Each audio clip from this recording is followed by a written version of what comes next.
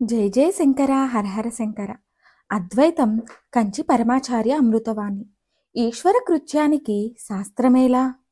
బుద్ధితో చేసే సాధనల గురించే శాస్త్రాలు చెబుతాయి. ఈశ్వరుడు సాధకుని బుద్ధిని క్రమక్రమంగా గ్రహించి అతనిని ఒక సాధనంగా వాడుకొని పనులు చేయిస్తున్నప్పుడు శాస్త్రాలేమి చెబుతాయి? శాస్త్రాలు సాధకుని సాధన మార్గాన్ని చెబుతాయి, కానీ ఈశ్వరుడేమి చేయాలో నిర్దేశించవు కదా. అందుకే అద్వైత శాస్త్రాలు ఏం చెబుతాయో విందాం.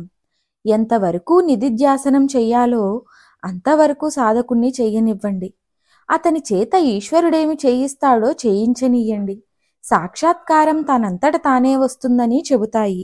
అంతేనే కాని ఈశ్వర కృప వల్లనే మాయ తొలగింపబడిందని బహు స్పష్టంగా మాత్రం చెప్పకుండా నిధిధ్యాసనం వల్ల ఆ తెర చీల్చబడుతుందని స్పష్టంగా చెబుతాయి. మరిన్ని ఆధ్యాత్మిక విషయాల కోసం మా ఛానల్ను సబ్స్క్రైబ్ చేయండి. వీడియో నచ్చితే లైక్ చేయండి, షేర్ చేయండి, కామెంట్ రూపంలో మీ అభిప్రాయాన్ని తెలియచేయండి.